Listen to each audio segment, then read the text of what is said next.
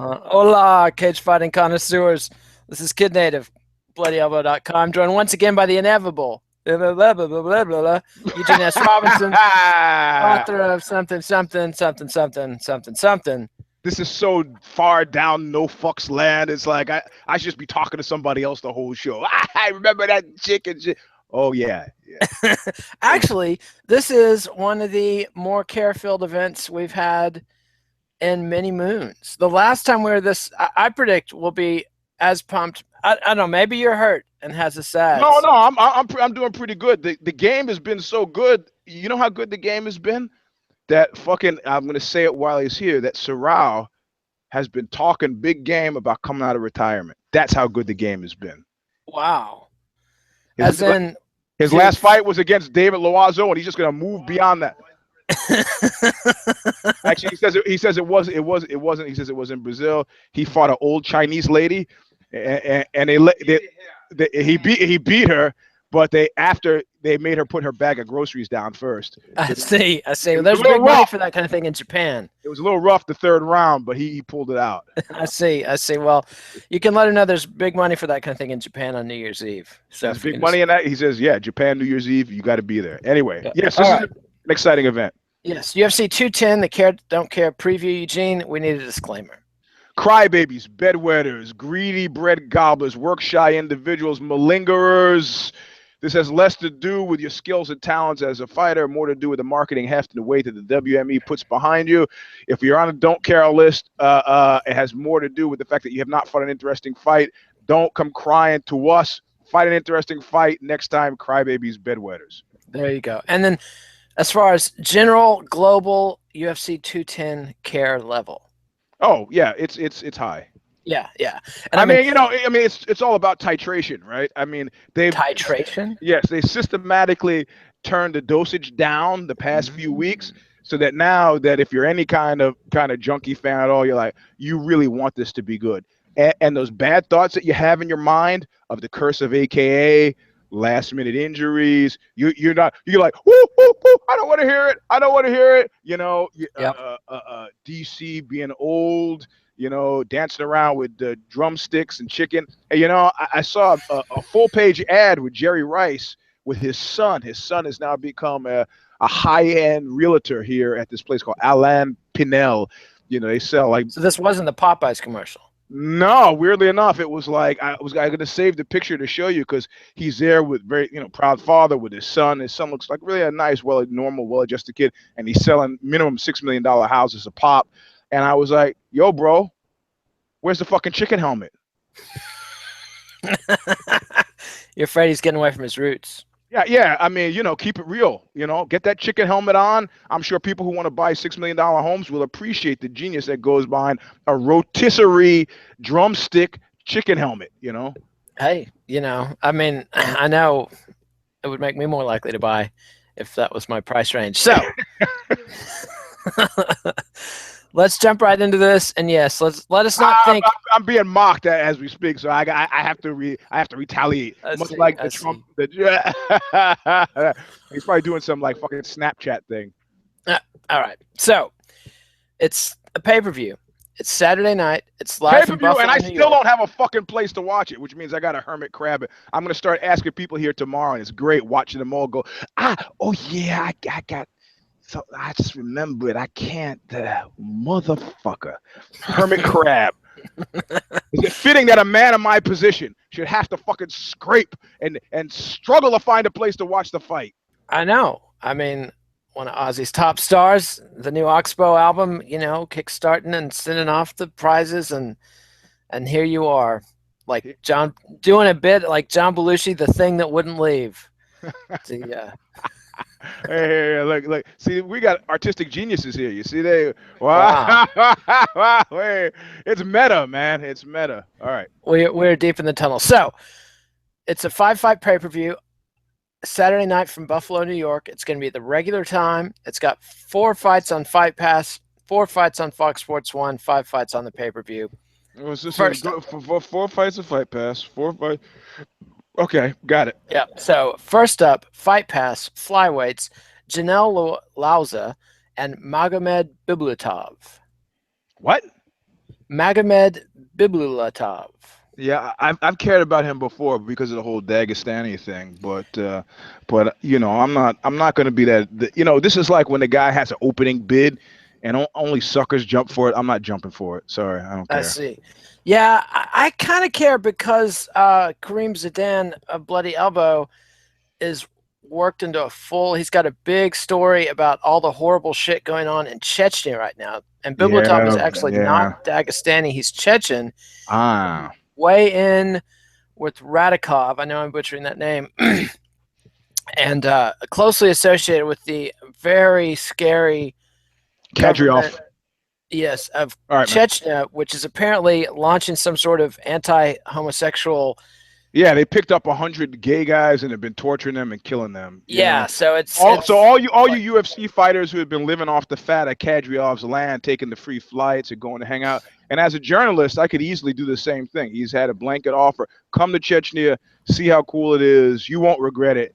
But you know what, man? Largely, I'm not really. I've been to St. Petersburg, and you know, Stalin worked a number on that country a little bit different than Hitler worked on Germany. You know, I mean, if he was killing straight through the 50s, and what's left in his kind of you know nature nurture experiment, Stalin's experiment, has just been, and you know you can't generalize really, but these are pre-modern politics, man. They are fucking pretty around. fucking You know? ugly. Yeah. I mean, I don't know. You might call it modernist politics, since the Yeah, totalitarian era yeah. was a very modern You thing.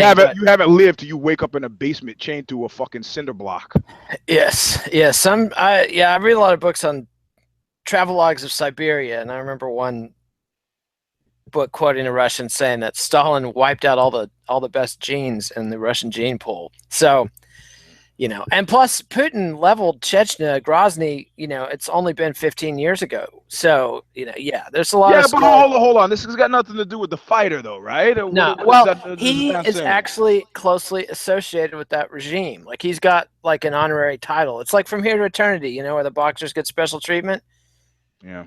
And he supposedly is relishing the special treatment. I mean, Kareem interviewed the guy a while back, and they were on good terms. But then, as this shit has developed more, Kareem has become. What is that line? What is that line from Biggie? You'll be so hot, niggas won't want to stand next to you. Yes, something like that. I'm sorry, Kareem. I'll catch up with you guys later. Well, he's definitely not traveling to Russia or Chechnya anytime soon. So, yeah, neither was Trotsky. Yeah, I don't think he's. I mean, no offense to Kareem, but I don't think he's quite at the Trotsky level. Whatever, man. I'm playing it safe. Yeah, that's. I still don't care about the fight. How about that? Yeah, I care about the fight just because of. All right, so who are you picking? The mixed. I got to pick Bibulatov. I mean, you know, You're a dupe. Yeah, I'm a Putin dupe. All right, women's bantamweight: Katlyn Chookagian versus Irene Aldana. I care. You care because Chookagian, who I've been trying to track down to do an article on, and she keeps not answering my fucking text. I see. How long are you going to put up with this? If she wins the fight, I'll put up with it for a bit longer. If she loses the fight, then I got to move on. I see. Life is harsh, and so but I'm anticipating that she's going to win, so I'm gonna pick okay. her. I can't muster up a care, but I'll take your word for it. And now we've got lightweight Josh Emmett and Desmond Green. Oh, I almost care because of Desmond Green. But that almost is not good enough. Sorry. Yeah, no, I don't care about either of these guys. But I am watching Desmond Green. He's a near care. Yep. Lightweight Gregor Gillespie versus Andrew Holdbrook. And note, this is not one of those fight cards where they're putting something good on Fight Pass. I mean, something with name value. Yeah. I don't care about this either. No. So sorry, guys. All right, and now we're moving on to Fox Sports 1. Light heavyweight Patrick Cummins versus Jan Blaachowicz. Yes, Jan Blaachowicz. Blaachowicz. Yeah, that's right. Yeah, I care, and I'm not gonna pick Cummins. No. Nah, I got to go with the home team. Of course. It's as always. There's an angle. I care. Think about Cummins last time you saw him get all rocked and all wobbly. Both of these guys are geeks, man. Yeah, one is more of a geek than the other. One skill set hasn't advanced to. I mean, he called in some favors to get him. Who was he fight? He fought. His coming out was against what, DC or somebody, or I made him cry in practice. That whole. Yeah, that was, he got to fight. Saved the fight card. Yeah. But he's lost 3 out of his last 4. So you're gonna pick Cummins naturally. No, I mean, Cummins got knocked out by Little Nog last time. Yep. And but Blaachowicz has lost 3 out of his last 4 by decision. Yep. So I'm going to go with the guy that loses by decision over the guy that's been getting knocked out. So you're picking Blaachowicz too. All right. I am. Yep. Sorry to not make it interesting, but I'm not. All right. Even though you called me Eddie Vedder earlier, and I should be lathered into a fury about even flow. I'm obviously more of a Kurt Cobain kind of grunge look, okay? God. Okay. Yeah. Featherweight, Charles Rosa versus Shane Burgos. Oh, I almost care because of Burgos. I like that guy, but this is just not enough. No. I'm not a mark. Fuck. I could just announce what I pay to do these shows, and everybody would know. Clearly, this is a labor of love. Yeah. All right, so now we move on. Welterweight, Sean Strickland and Kamaru Usman. No, I'm sorry. I'm not gonna. I mean, there are interesting fights on this card. When you look at the win-loss record of some of these guys, you can kind of see WME working. But from my mind, the proof of concept is still there. I mean, I've seen guys who have 9-0 records fight sleepy fights because they're thinking about their 9-0 records. I just gotta I don't have to be faster than the bear. I just have to be faster than you, buddy. Just gotta be a little bit ahead on the card. So, the classic Cub Scout campout joke. Yeah. So I don't care. But both of these guys only have 1 loss, I think. And Usman is a tough winner. I gotta care, man. I gotta care. How did they win their last fight, sir? Decision, Yeah, TKO, decision. Yeah, thanks. Yeah, thanks. I don't care. What a hater. Yeah, what a hater. Eugene, we're racing through this card. Featherweight, Myles Jury versus Mike De La Torre. Yeah, I care. I too care. But do you pick Jury? I can't do that. Oh. Nobody who knows anything about life feels comfortable doing that.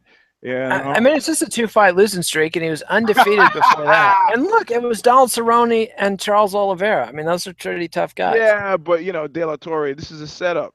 So I'm gonna pick De La Torre, man. I see. It's a setup. Eugene, you always see more order in the universe, more of a controlling force. I think if anybody's being set up, it's De La Torre. Oh, what's the benefit of that? Well, because Jury can get back on track. Plus, he's a white boy. Oh, he could get back on track. He can get back on track. He's only 28. His 2 losses were against. Listen to yourself. Listen to yourself. For 5 seconds, he could get back on track. He's. Come on. Hey, come on! I'm channeling the WME brat. It gets misty. It gets misty around here sometimes. Yeah? I think the whole WME might be in the Lost Battalion, Eugene. Yeah, I don't know about so. Oh, you're gonna pick him? You're gonna pick him against De La Torre? Picking him. They're feeding this kid to him. I mean. Okay. All right. Good for you, Jury. I'll write it down. Yeah. And was Jury the one whose dad had the problem in the Oklahoma hotel room? No. That was the other guy. Okay. Wouldn't want to slander. Wrong. There's a guy who's a football player at Stanford, and he was went to some bachelor party for one of the football players, and somebody said, "Hey, I'm not gonna give his last name, but somebody said, hey, Rob." They're at a strip club and they're having a good time. Say, Rob, they heard his dad was going to show up, and one of the guys thought, how preposterous that a guy's dad would show up and kind of throw down at the strip club, hanging out with the dudes. They thought that was kind of cool, kind of weird. He goes, Rob, when's your dad going to show up? Rob was a multi-gajillionaire. I mean, this is Stanford, remember? There's $30-40 million from real estate. Hey, Dad, when's your dad showing up? And Rob just kind of goes, he's over there. And the guy looks over, and there's an old man on the fucking stage at the base of the pole, lying on his back with a $20 bill stuck out in his mouth, and the woman squatting it over him, trying to pick it up with her vagina. Yes. Classy. That's what you call old school vaudeville parenting. Parenting. Yes. Yeah. Well, I mean, he's teaching his son, if you're going to do this, Go all the way. No half measures here. Oh man. Yeah, that is ghastly.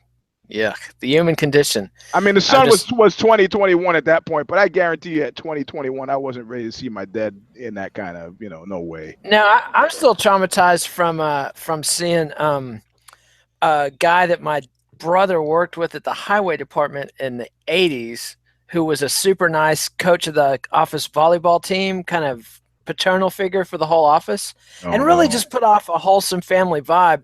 Like John Wayne Gacy. No, more like an actual family vibe. And then when I became sort of the scumbag that would regularly go to strip clubs for lunch, I discovered that every stripper in every club knew him by name. That he was like, yeah. So I did tell you about my friend who's decided to follow his father one day. And was he going to a bathhouse? Like on South Park? He just discovered a bunch, and that was a South Park plot. Your friend is named Butters?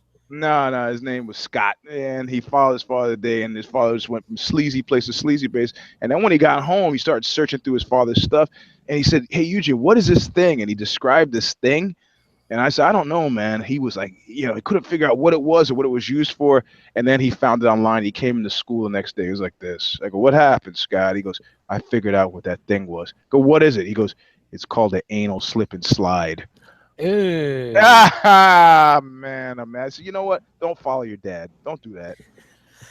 Yeah, let dad do what he wants to do. Yeah. So it was the commenter should tell me it's Jordan Maine. Yes, he's right. Right. That was the dad who had the problems. I believe he got convicted, but I could be wrong. Allegedly, caveats. All right. So we've already raced through the prelims, 8-fight prelims, and we have a combined 1, 2, 3, 4 cares, 5 cares. So that's not too bad. Yeah, we're not doing too badly. I mean, we're even-handed, man. I'm feeling okay. We're not being dicks. We're virtually professional journalists. I mean, you are in your day job, and I kind of am in my day job, but in this capacity, I don't know that either of us is. But okay, now we've got the pay-per-view. And we're going to do the money thing again, except this time we're going to do it in a way that makes sense. We're going to bid how much we want to pay for the fights, but we just bid how much we think it's worth. We don't have to meet the arbitrary. That makes it easier. Makes it easier. All right. So first up, pay-per-view opener. This is the expected Donnybrook in a can. Lightweight Will Brooks versus Charles Oliveira. Oh, yeah. I care. Definitely a care. But now it gets more interesting. Whoa! You're gonna pick? Oh yeah. No, you're gonna pick. I host the show. I get second pick. Man, this is a tough one. It is. Now I'm gonna go with Will Brooks, the former Bellator champ and Bellyacre. Don't you think the guy's kind of a troublemaker? Yeah, I know. I feel, but you know what? Sometimes these guys actually show up. So. Yeah, and Oliveira has been on a Yeah. Slide. So who are you picking? I'm tempted to make it interesting, Eugene, just to get all up in your grill, just to show, because it's like Ali started out with in the great fight against George Foreman with the straight right, just to show I have no respect for you. Yeah. That. I might all right, go ahead, because you realize the next day then it'll just be merciless when I lay it on. You're gonna do that anyway. Yeah, I guess you're right. And I mean, and like this is one instance where you skipped knuckle up because what were you doing again? Setting out the thin black book, man. And there was one guy who was ordering 10 for his store. And I started texting this guy on Friday. I said, listen, I hate going to the post office. I'm going to the post office with 100 books on Monday. I'm going to spend all day Sunday. Get me the address. No response. Email, text, calling, email, text, calling. I said, you got to get it to me by 9 o'clock. I'm going to be online at 8:30. Get it to me before I get out of that fucking post office. Fucking get there 8:30. I get out of the post office at 9:45. I rush to work, sitting there at my desk at 9:57. I get a fucking text. And the text says, here's that address. Ouch. I said, you know what, man? I was giving you these books on consignment, which means I was holding off 10 paying customers. Sorry, you're going to have to wait till I get back from Europe to get the books. Sorry. Yeah. He's fucking up a consignment deal. Retailers, they think they're, come on. Yeah. Yeah. So you're picking Oliveira? What? Go ahead. No, I'm picking Brooks, man. Go ahead, kid, mate. Go ahead. Don't do it. You can't trust him. All right. You picking Brooks. All right. Yeah, I'm picking Brooks. All right, now we've got sort of the time machine going in effect. It must be 2009 because it's welterweight. Do the time warp again. Oh, it's so funny. It's so fucking funny. It's a classic. You know, I never saw Rocky Horror, but I heard so much about it from my brother who was in college when it came out that I feel like I had the whole experience. I tried to go once. There was a line down the block. I couldn't get in. Tried to go a second time, take it this chick, and she stood me up. I said, fuck, I'll go anyway. Line down the block, and then I was an active hater. Just because you couldn't get in. Yeah, well, wow. and then the second time I had the dint of the chick turning me down before I could, you know. I see. For me, it was one of those things where I never actually tried to go. I thought it was fine, and then I went to college and I saw who was into it when I got to college. It was a lot like Monty Python. I was like, I loved Monty Python in junior high, and then I went to one showing in college and was like, I got to get out of here before I commit mass atrocities. Yeah. Whole theater. So. But anyway, back to the halcyon days of, I'd say maybe even 2006. Thiago Alves versus Patrick Cote. Oh, right. Well, I'm going to have to pick my man, Thiago. I like him. Me too, man. Yeah. I mean, he should murder him, but he's not what he used to be. I mean, he just lost a decision to Jim Miller.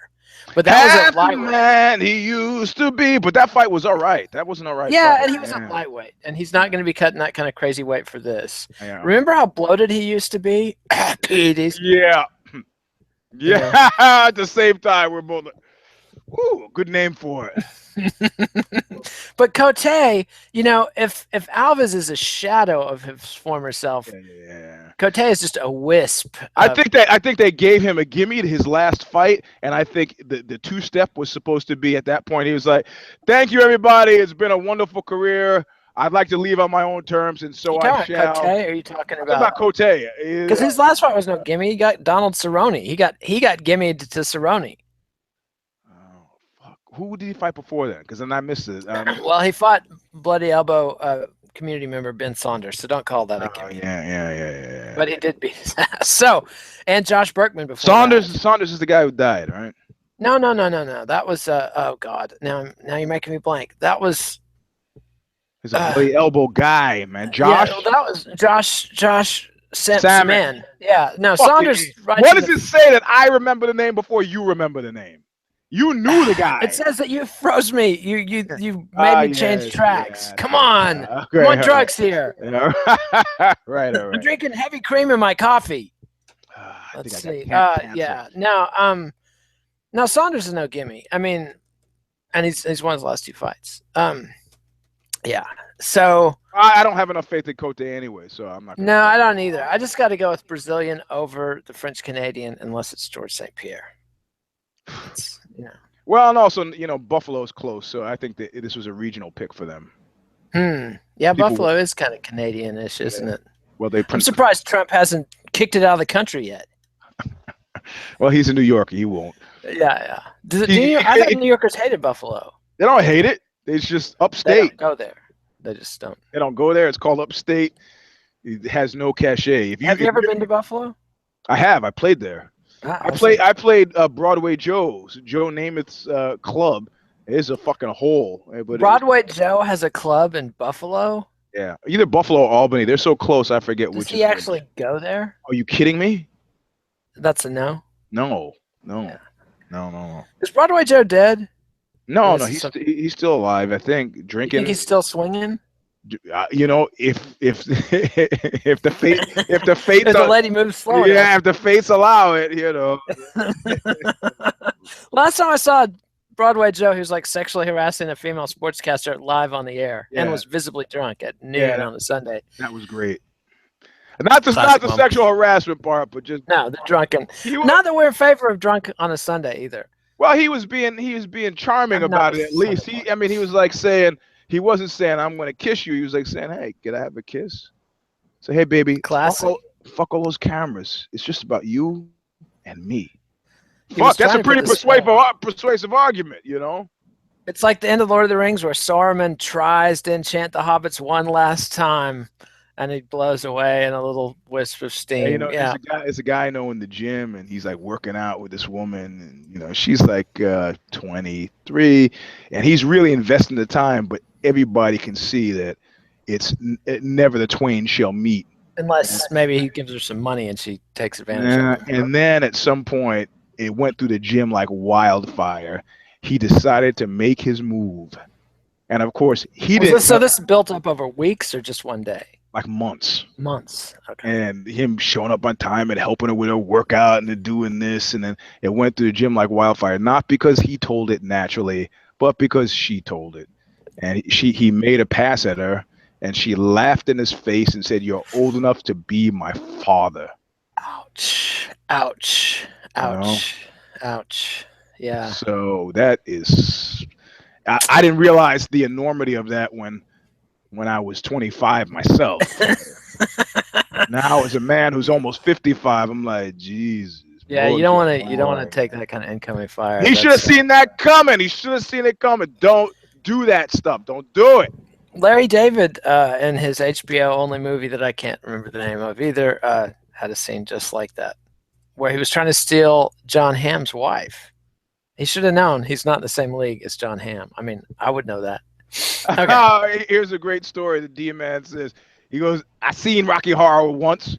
I was at karaoke with a buddy of mine. We were drunk. He made out with his cousin's fiance, and I had sex with her in the bathroom." But he didn't say had sex. He used another word. His cousin was our ride home, which means he had to sober up, and there was a dinner theater next to the karaoke place. So he watched Rocky Horror and ate carbs until the booze was soaked up. It was fucking miserable. I almost was tempted to pay for a cab, but my cheapness took over. That is a classy guy. They'll let you fuck his fiance and give you a ride home. Maybe that was what he was into. Hey, man, as far as I'm concerned, if that guy's angry about that, he's overreacting. That guy did him a solid. The guy that fucked his fiance in the bathroom? Yeah. Well, I mean, if he's into it, well, then sure. Or if he's not into it, he's free. Yeah, maybe so, maybe so. It's better to find out before the marriage. All right, now we've got women's strawweight, Cynthia Calvillo and Pearl Gonzalez starring in What the Fuck Are You Doing on My Pay-Per-View Card, ladies? Yeah, sorry. Yeah, I mean, do you care? No, I don't care. I don't care. What the fuck? And more importantly, this is one of those moments where, like, if I said I cared, every single person would stop who's listening to the show would stop what they're doing and go, "What?" Yeah, is he trying to make some moves? Exactly. Everybody is about to remind you of what you just said 2 minutes ago. You're old enough to be maybe her granddad. Yeah, right. I mean, right. Yeah, exactly. That too. Yeah. Yeah, you're not gonna win this one over with any freebie and the bean references. Which is why my Brazilian Jiu-Jitsu nickname has now become Vovô. Papa. Which apparently means granddad. Apparently means touching. It's touching. It's very sweet. Yeah. Yeah. Yeah. I don't care. Actually, the full title is Vovô Viado. Hey, that's homophobic. It's not. It just means gay grandpa. I see. But since you're not homophobic, you're taking it like in a pride parade. I don't care. Yeah. All right. Cool. Because there's nothing wrong with that.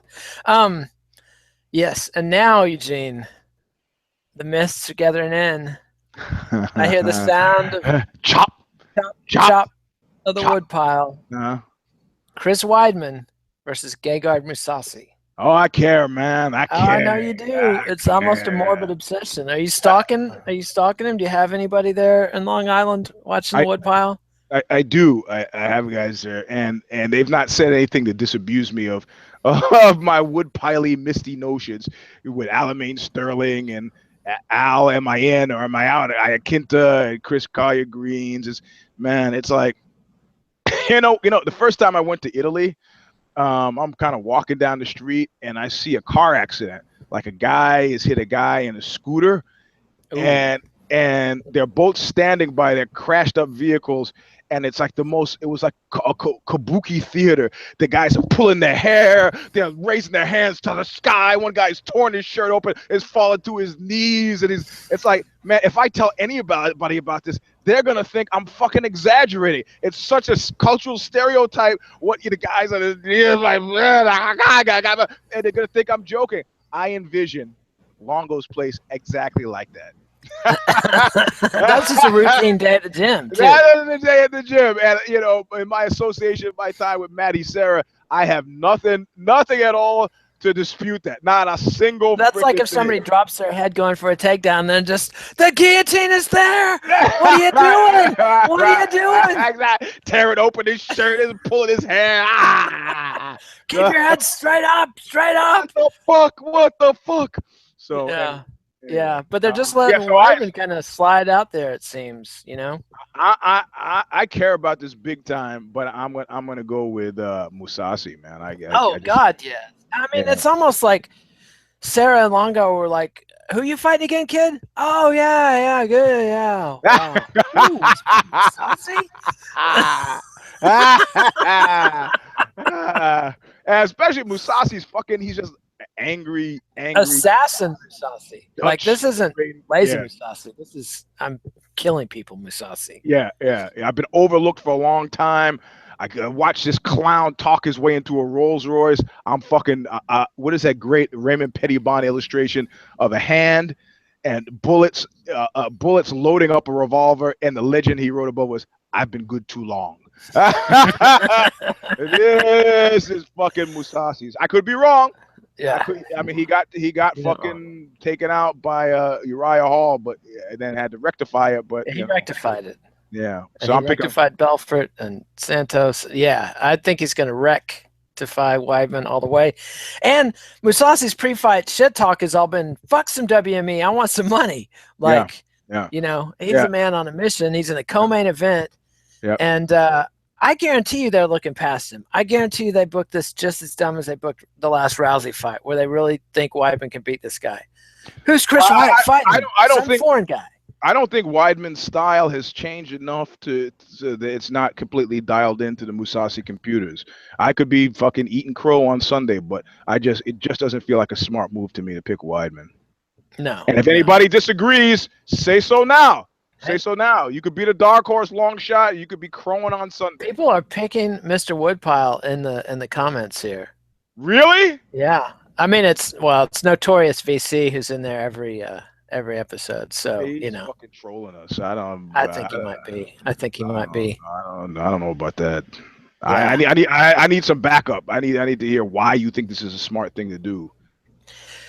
I don't think he's capable of that kind of coherent logical thought, but he could prove me wrong. But now we come.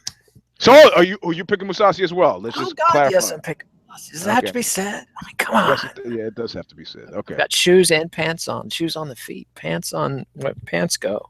I mean, when I step out, I'm doing them in. Exactly. All right, but now we come to the main event. Daniel Cormier versus Anthony Rumble Johnson. A much postponed fight. A fight that we still would rather see Rumble versus John Jones or Cormier against John Jones again. This fight puts us in this unpleasant situation of ruining at least one of those fights. Well, it's an easy pick. Yeah, I care about it, and it's an easy pick for me because, as everybody knows, like Bud from LA Confidential, I'm constitutionally incapable of picking a wife beater, alleged or not, and so I'm picking DC. I see. Plus the AKA connection. That's not so strong of a connection. It's like those guys not doing me any fucking favors, but whatever, you know. Let's see. Well, DC is a friend of Knuckle Up, but so there is that.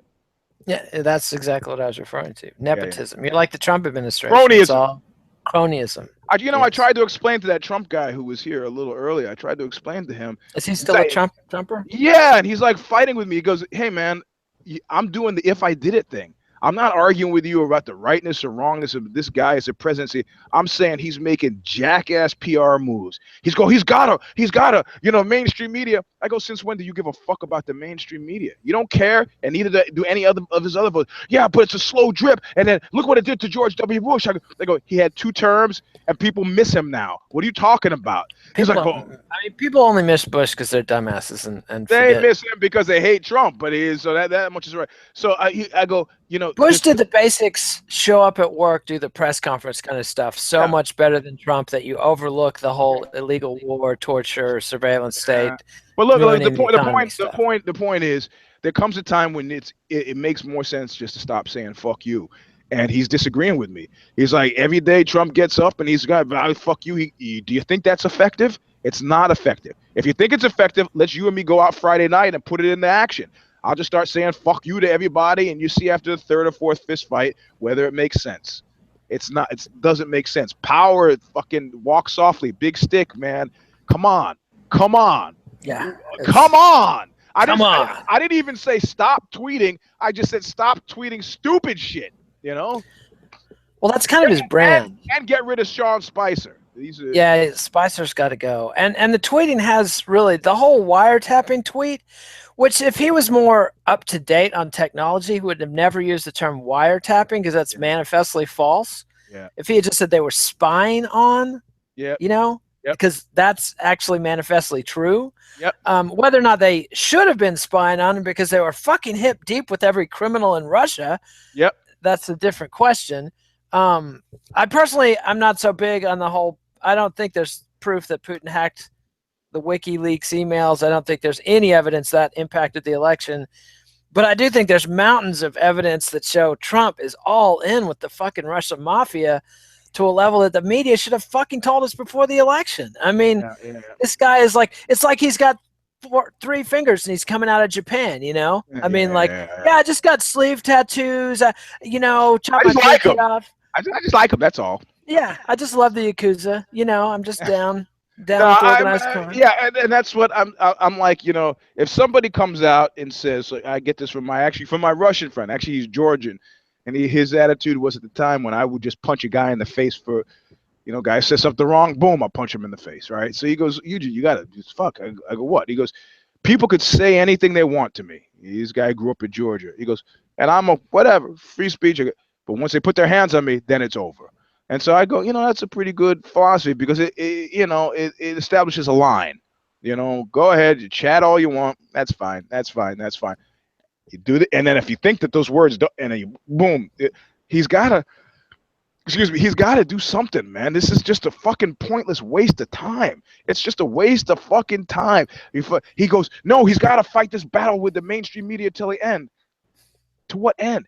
I go, it's all about legislation. He goes, oh, he's getting all of his legislation. I go, really? Like what? Did he miss the whole fucking debacle? I mean, he goes, oh, he's going back in on that one. I go, oh, Jesus Christ. Oh my God. Yeah. You're just a myopian here. I just can't help you. I can't, you know. People stuck to Bush until Katrina and until the economy collapsed. That was and I'm not saying Trump doesn't have the makings of getting us into an even worse, more stupid war than Bush did, or wrecking the economy even more bigly than Bush did. I'm just saying he hasn't done it yet. Yeah, he hasn't done it yet. So, and then also, I mean, the thing is, I just love, they're just fucking putting it on him, man. It's like, they're, oh, Syria. Well, you know, the Russians have 70 people dead from fucking gas. I don't buy that shit at all. Why would Assad fucking gas people when he's winning the war? Like, who benefits from that? The rebels are the ones who benefit from that allegation. Plus, in the fucking picture, sarin gas, you have to wear suits because if you touch somebody with your hands who's been exposed, you'll die too. They weren't wearing suits or nothing. I mean, I just don't trust. I don't trust a fucking thing coming out of Syria on any side. There are no good actors. Well, in and that. like John McLaughlin said, the former head of the CIA, who also works at Ozzy, he was like, fucking proceed with caution here, man. There are 5 civil wars. 5. No and fewer than 5. The good guys in this situation are formerly known as Al-fucking-Qaeda. Al-Qaeda! Yeah. The people who brought us 9/11. It's like they are not the good guys. I don't care how fucking No, I do have to say, I do have to say there was a PR coup polled yesterday. Yeah, so that's me channeling Alexei by ISIS. Oh, yes. They called Trump a dumbass. Yes, they called him a fucking idiot. And it's like, you know, for the first time, people are like, hey, ISIS guys, you know, they got some points. That was great. It was great. But hey, we got a tweet here from Ms. Tech. She's panicked. All caps. Steve Bannon. But what does it mean? It's like, I don't know. There's no overriding intelligence here. And now, I used to be really worried about Steve Bannon, but then I watched his documentaries. Yeah. And this guy is is apparently a drunk. I mean, yeah. I'm going with the Apocalypse Now thing, where he's like, who's in charge here, soldier? Ain't you? There's nobody in charge there. And now Jared Kushner is like picking up every job he can. It's like the Jamaican family on the Living Color. And for all the talk about Russia, why is nobody pointing out Kushner just took $400 million from China? And who's scarier, Putin or Xi? I mean, the Chinese dude is way scarier than Putin. Putin's been there for 20 fucking years. This guy in China is the new guy who has just fucking seized the reins of power. I mean, he's the most powerful guy since Deng Xiaoping. Oh, stop it. He is, man. You're overreacting. You're overreacting. That guy is fantastic. How much money did he give you? I know it wasn't 400 million. He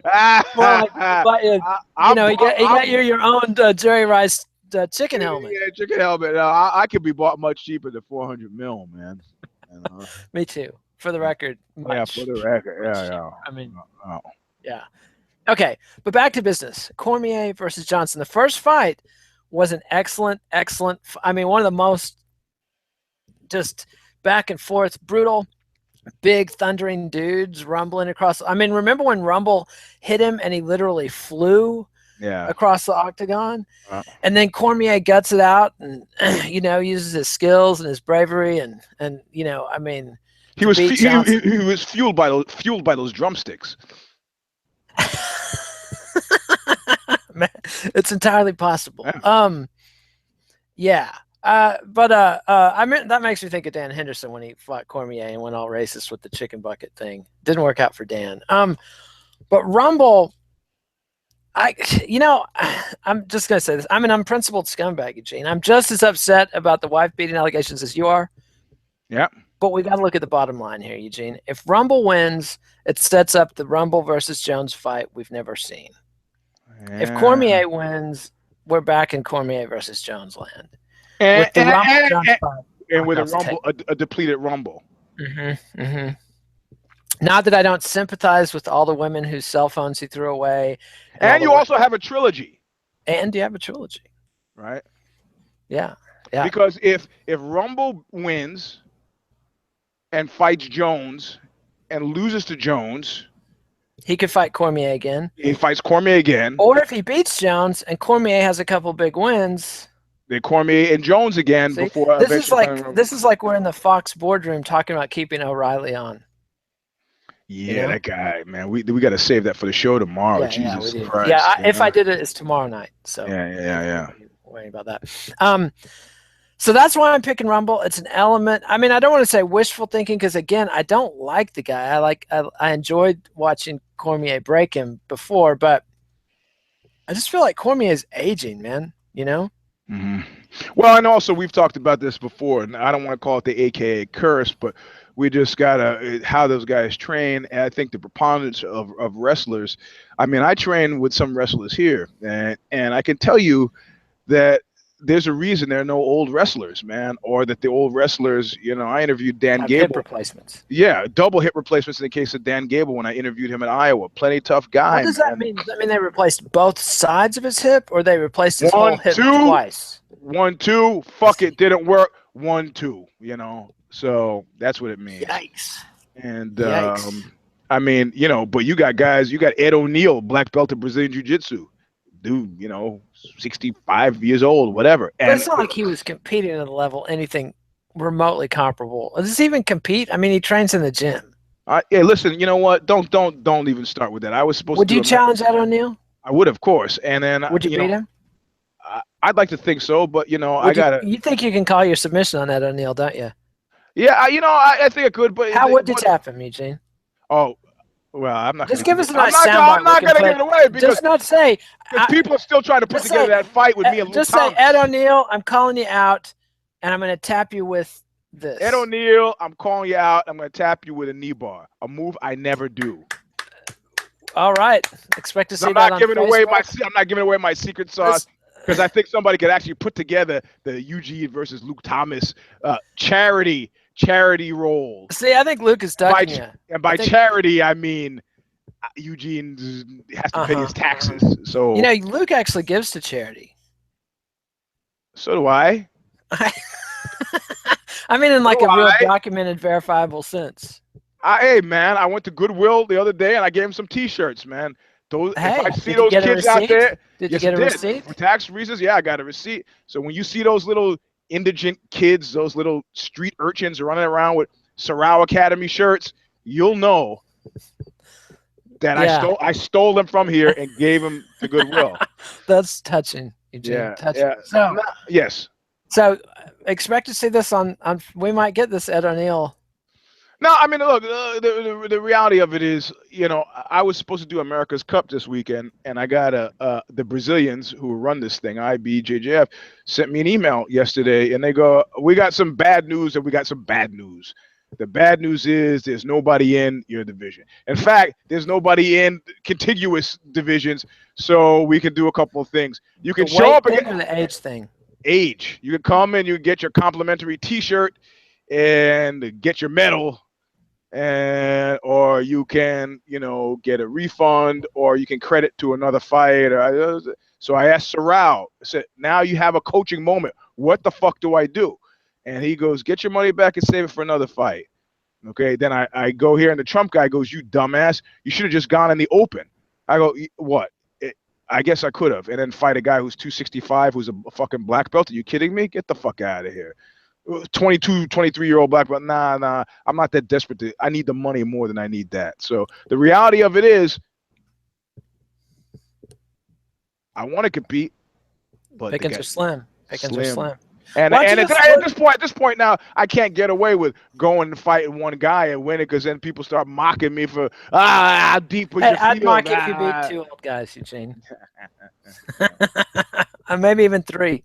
Yeah. Well, I got to get to brown belt, and then I've done guys who've been stalled at brown belt for a decade, and that'll be some tough competition. So I see. Yeah, I mean, I think you should just look around for old dudes with, beefy old dudes that look like they're the kind of, ex-football coach that finds himself on World Star Hip Hop fighting some other old football coach. Like, the guy who beat me at the Worlds last year, he took first, I took second, and neither one of us went to the ground. And we're like, fuck it. But he was super juiced up, and he was like a fire plug, and he tried to the ref was warning us. And in the clinch, he says to me, you heard that, right? I'm like, I'm not gonna fucking make this easy for you. What he was wanting me to do was like, oh, he's advising me like an upperclassman. Oh, you're slow. It's like, you make a move. So the one picture we have at is with me trying to snap the guy down. It's like, I should have gotten some fucking points for that. The guy just looked more aggressive than me, so he won it. 0-0. Leonard Garcia, Eugene. Yeah. So, are you picking Rumble? Did I get that? Yeah, I'm picking Rumble. Okay. I'm sure your wife will love that. She doesn't watch this shit. Are you kidding me? Yeah. Oh, you picked a wife beater, huh? She'll watch this one. Nonsense. She'll watch the segment I pull out about you calling out Ed O'Neill, because I think this might go viral. This might be the big one, Eugene. This could be the big one. I would fight Ed O'Neill any day of the week, just because I like Ed O'Neill. Ow! Don't water it down. I'm not watering it down. I like the guy, man. Respect. It's all about the respect. How do you like that thing where fucking Hanato Laranja almost got into a fight with Nate Diaz? Yeah, it reminded me of like when I want to do, the whole Eugene Fights a Pro thing. And I said, yo, Jake, to Jake Shields, talk to Nick or Nick Diaz about it. And he was like, you don't want to do that. I go, no, really, I do, man. He's like, nah, you don't want to do that. I said, fuck, come on, Jake, seriously. I wanna fight Nick Diaz, I want to fight these pros and then write about it. He's like, okay. And so he talks to Nick about it, and Nick came back with, what? I'm not gonna fight any fucking bullshit fight, man. I go, what do you mean bullshit, man? I'm gonna go in there, I'm gonna try to knock his fucking block off. And Jake was like, bro. And then they had to do like an intervention, like a couple guys from like, Nick is a different type guy, man. You got to know that, Doesn't play fight. Yeah, Exactly. And so I'm not play fighting either. He's like, yeah, okay. Yeah, you play fighting. So they got me the interview with Nick, but they had to fight. And as a result of the interview, as we're talking, I decided it was best not to proceed. And that was only the second time I listened to somebody's advice. The first time was against.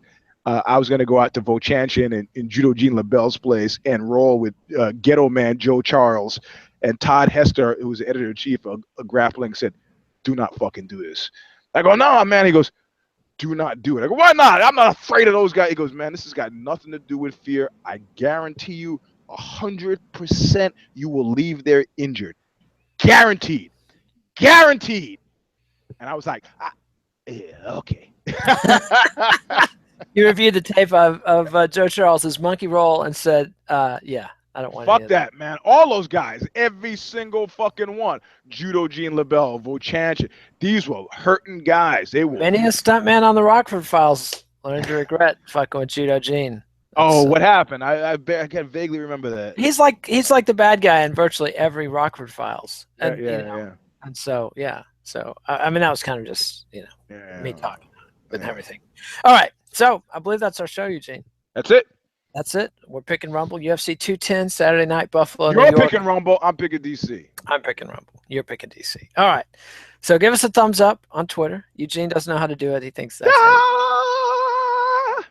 Subscribe to MMANation.com on YouTube, MMA Nation on iTunes. Get the audio without the ugly. Follow us on Twitter at KidNate, at Eugene S. Robinson. Read Eugene at Aussie.com. You can also order his book, Fight.